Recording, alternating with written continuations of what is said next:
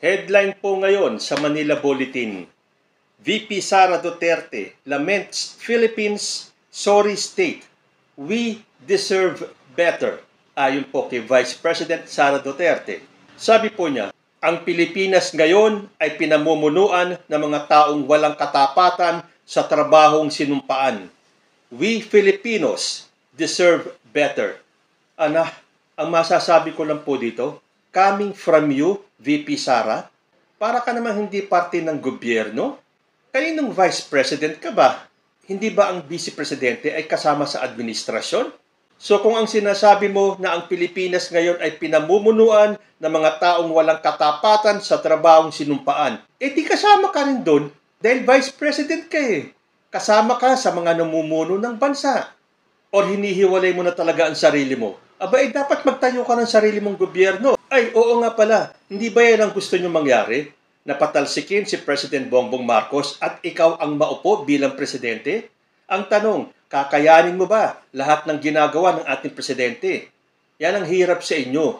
Imbis na makipagtulungan kayo sa gobyernong ito kay President Bongbong Marcos, lumalabas ang totoong pakay ninyo. Ang pabagsakin si President Bongbong Marcos para maiupo ka ng mga DDS bilang presidente. Alam mo, dapat tumakbo ka na lang talagang presidente noong 2022. Hindi ka na dapat umuwi ng Davao at nag-file ng COC at tatakbo ka sanang mayor ng Davao. Itinuloy mo na lang sana ang pagtakbo mo bilang presidente para nakita natin kung sino talaga ang iboboto ng tao, ikaw o si President Bongbong Marcos. Nakakasama po ng loob. I voted for unity. Ang laki ng pag-asang nakikita ko sa tambalang ito. Pero, ang red flag po sa akin dyan ay itong pamilya ni VP Sara. Mula pa nung umpisa, nung nagpasa rin na kagad si former president na meron tayong presidential na gumagamit ng cocaine, nung tinawag niya si Bongbong Marcos na weak leader, at ang kanyang hindi pagsuporta sa kandidatura ni President Bongbong Marcos. Doon pa lang eh. So, pwede ba namang humiwalay ang anak sa magulang? Tapos hindi ba lately, ano ang sinabi ni Sara Duterte? Wala na ang unity team. At ang unity team ay natapos mula nang sila ay nanalo at naupo bilang presidente at vice-presidente. So ano ang tingin ng mga loyalista dyan?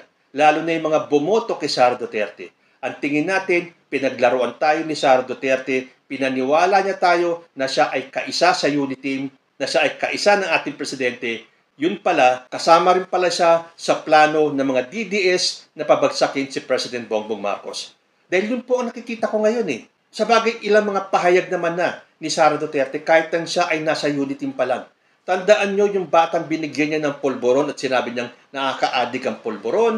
Tapos yung video niya na kumakain siya ng mangga, na ang isang tawag pa sa mangga ay manggagamit, puro pasaring. Parang bata, dinadaan lahat sa parinig. Bakit hindi diretsahin kung ano yung gusto niyang tumbukin? Bakit kailangan guluhin pa ang isip ng tao sa kanyang mga pahayag that is neither here nor there? Pwede naman siya magsalita ng diretso dahil siya ang Vice President ng Pilipinas. Tapos ngayon, nung siya ay kumalas na officially, dahil naging official lang po yung pagkalas niya sa unity team, nung kanyang sinabi na simulat sa poll, nung naupo sila bilang President and Vice President, ay tapos na ang unity team. Wala na ang unity. O di parang niloko mo ang taong bayan, ang mga bumoto sa inyo. So tama ang sinabi ni former President Rodrigo Duterte na huwag niyong paniniwalaan si Sara dahil kung magsalita yan, that she might be taking you for a ride. Na yan ang kanyang ginawa. She took us all for a ride. Ngayon nakaupo na siya, sasabihin niya na ang unity team ay natapos mula nang sila ay naupo. At yan ang nga bang sinasabi ko, ngayon siya ay nakawala na sa unity team, babanat na po si Vice President. At ito na nga, at hindi po ba sunod-sunod na yung kanyang pagbanat? Yung may magpapagurgur daw sa kanya dahil meron siyang las-las sa liig, yung designated survivor, ito naman ngayon. We deserve better. Siguro nga, if we deserve better, we deserve a better Vice President. Hindi yung ganyan. Parang pinaiikot-ikot, parang nilalaro mo lang, parang ano to, larong bata. Kung meron kang hinaing, kausapin mo ang presidente. Dati naman kayo magkatandem. Pwede naman kayo mag-usap. Bakit kailangan daanin sa gantong mga galawan na pambata? So ano itong pahayag ngayon ni VP Sara? Talagang hinihiwalay niya na ang kanyang sarili sa gobyerno ni President Bongbong Marcos. O di sige, magtayo kayo ng sarili niyong gobyerno, pero maghintay kayo ng 2028. Halatang halata na tuloy na gusto nyong pababain si President Bongbong Marcos at ikaw ang iyo po. Dahil para sa inyo, we deserve better and we deserve you. Ganun ba ang ibig sabihin?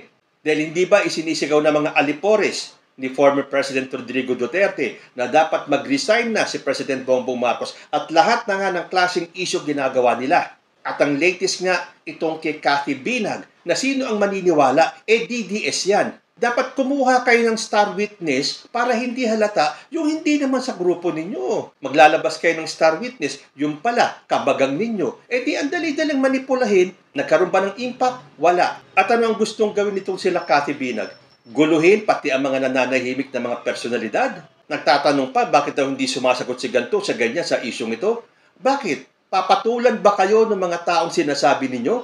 Kayo ang nagparatang, di kayo nila maglabas ng ebidensya, kayo maglabas ng mga testigo ninyo, gusto nyo mag-stoop down to your level. Itong mga nananahimik na personalidad. Ngayon kapag hindi sila pumatol sa inyo, hindi sila nagsalita, sasabihin nyo guilty. Bakit naman sila sasagot sa inyo? Yung pinupunto ninyo was 2012 pa. Lumang-luma na yung issue. Lagi ko nga sinasabi, maglabas kayo ng video ni President Bongbong Marcos na nagko-cocaine, ngayong nakaupo na siya bilang presidente. Doon mapapaniwala pa tayo na talagang drug addict ang ating presidente at kahit na siya ay nakaupo na, hindi niya mabitaw-bitawan yung bisyo na yan. Yung nilalabas yung kwento, panahon pa ni Mahoma. Paano kayo paniniwalaan ng tao? Kitang-kita ang agenda ninyo na itong grupo ng mga DDS is hell-bent to destroy our president para siya ay bumaba sa kanyang pwesto at iupo nila si Sara Duterte. Kitang-kita na po ng buong Pilipinas yan. At diyan magkakaisa tayong lahat. Kay pro-Marcos ka, kay pro-Duterte ka. Ang pakay ng grupo ng DDS ay pababain si President Bongbong Marcos at iupo si Sara Duterte. Yan po hindi nila pwedeng kontrahin o pasubalian. Then every time meron silang rally, yan ang isinisigaw nila. At ang pinaka-latest ng sigaw nila, dahil daw dito sa paglabas ng Cathy Binag na to, na siyang star witness kuno na nakasaksi ng pagpopolvoron ni BBM at siya pa daw ay inalok mismo ni Lisa Marcos na gumamit ng polvoron. At ito na lang kasi ang tanging paraan nila para ibagsak si President Bongbong Marcos. Yung issue ng drug addict at nagpopolvoron si BBM. Kung yan 2012 pa, ano ang magiging epekto niyan bilang presidente? Nung time na yon, granted na totoo yung mga binibintang nila. Ano ba ang posisyon ni BBM nung araw, nung 2012? Bakit noon hindi nyo inilabas lahat ng mga sinasabi ninyong revelasyon? Bakit ngayon lang? Halatang halata, hindi ba? Hindi na mauuto ang karamihan ng taong bayan. Hindi nyo na mapapaikot ang isipan namin. Kayo-kayo na lang ng mga DDS ang naniniwala dyan. Ito nga nabasa ko, hindi ko alam kung kailan ito nangyari. Sabi po dito, at Duterte's ma-issued prayer rally last night in Dumaguete City, attended by former President Duterte himself, Harry Roque, and other speakers openly called for Bangag Marcos Jr. to step down and let the legitimate leader Sara Duterte take over. Paanong naging legitimate leader si Sara Duterte? Ipaliwanag nyo nga, paano? Yan ang ginagawa ninyo Mina-mind condition ninyo ang taong bayan ng mga paninira na inuulit-ulit ninyo para tumatak sa isipan ng publiko hanggang isipin nila na totoo. Tulad ng polvoron video na yan. Kahit na alam nating lahat, kahit na kayong mga DDS, alam natin na hindi si Bongbong Marcos yung nasa video. Dahil we all know, kahit na ipagpilitan ninyo na si Bongbong Marcos yun, pero deep inside, alam namin na alam ninyo na hindi si Bongbong Marcos yung nasa video. Pero pinapaulit-ulit ninyo para magmukhang tama. Di ba sabay-sabay kayo? Naniniwala tuloy ang taong bayan na bangag si President Bongbong Marcos na siya yung nasa video kahit na alam ninyong lahat na hindi si Bongbong Marcos ang nasa video. Na kahit pinagpipilitan ninyo na si BBM yan, pinagtatawanan lang kayo ng taong bayan dahil alam namin na alam ninyo na hindi si Bongbong Marcos yan.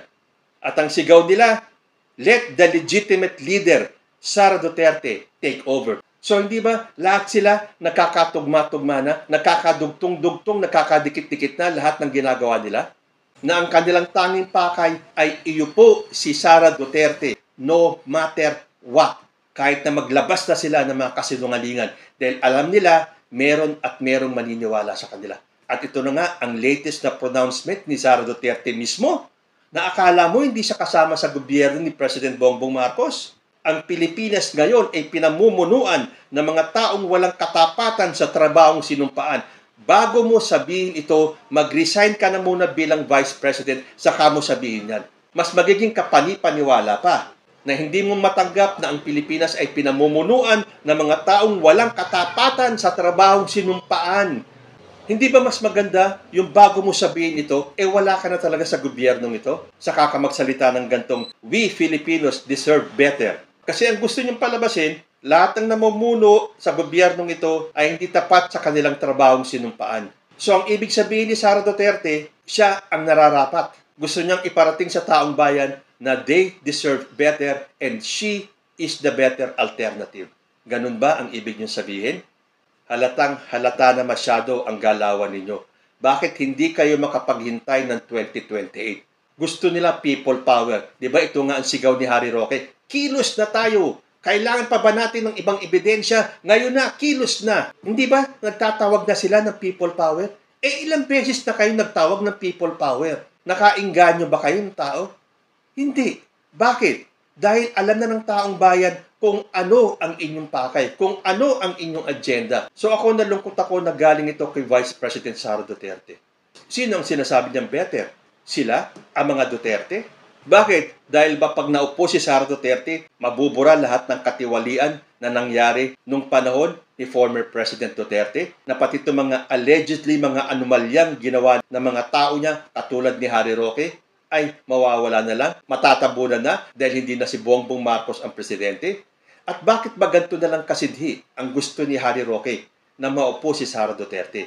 Then meron pong lumabas sa balita na ito palang si Herminio Harry L. Roque ay isa sa top campaign donors ni Vice President Sara Duterte noong 2022 national and local elections. Kaya naman pala ganung kasidhi ang kagustuhan ni Harry Roque na mapatalsik si Bongbong Marcos at iyo po si Sara Duterte. So sa tingin ninyo, magtatagumpay ba si Sara Duterte at yung kanyang mga alipores na pabagsakin si President Bongbong Marcos? Dahil tulad nga ng sabi ni Sara Duterte, we deserve better daw.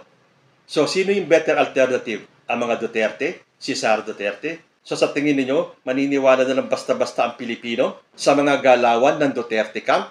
Ito po ang magpapatunay. Sabi po sa latest survey ng Okta para sa second quarter of this year, pro-Marcos higit na mas marami kaysa DDS. Sa inilabas ng Okta Research na survey noong June 29 to July 1, nakitang mas marami ang mga Marcos supporter na may 36% kaysa mga DDS na 16% lamang. Kaya kung titignan natin mabuti, maingay lang kasi itong grupo ng mga DDS kaya akala mo napakarami nila. Lagi po natin sinasabi na kung numbers at numbers din lang ang pag-uusapan, mas higit sa doble po ang dami ng mga pro-Marcos kaysa sa mga pro-Duterte. At alam ko, nung first quarter ito, ang mga pro-DDS ay 20%. Ibig sabihin, bumaba pa from 20%, ngayon ay 16% na lang. Ayon po kasi sa inilabas ng Okta Research tugon ng masa QT survey, ang pro-Marcos po ay 36%, ang pro-Duterte ay 16%, ang mga pro-opposition ay 5%. Ito po yung totoong oposisyon, hindi po tulad ng sinasabi ni Harry Roque na sila na daw ang bagong oposisyon. Sila po ay mga pro-DDS pa rin. Ang totoong pro-opposition po ay 5%, ang mga undecided 31%, at ang declined to answer ay 11%. At sinasabi ko po sa inyo, itong undecided na 31%, bababa pa po ang bilang niyan dahil yan po ay madadagdag sa mga pro-Marcos. Na kahit na anong kulay sila, nakikita nila na maganda ang pamamalakad ni President Bongbong Marcos at wala siyang panahon sagutin lahat ng paninira ng kampo ni ex-President Duterte. Isama nyo na ngayon dyan si Sara Duterte. So yung mga atat na iyo po si Sara Duterte bilang presidente tulad ni Harry Roque, ni Glenn Chong, ni Vic Rodriguez, nila Trixie Angeles at kung sino-sino pa, maghintay kayo ng 2028 na paghahalata tuloy kung ano ang mga nasa loobin ninyo. At kung magtatawag kayo ng people power, di palabasin ninyo yung 16% ng mga pro-DDS. Tingnan natin kung sapat yun para pabagsakin nyo si President Bongbong Marcos. At dito sa sinasabi ni VP Sara that we deserve better, ang masasabi ko lang, we, the pro-Marcos supporters, know better. Kayo po, ano ang masasabi ninyo? Comment lang po down below at magbabalik ang usapang Tito Manny. Diyos ti Agnina.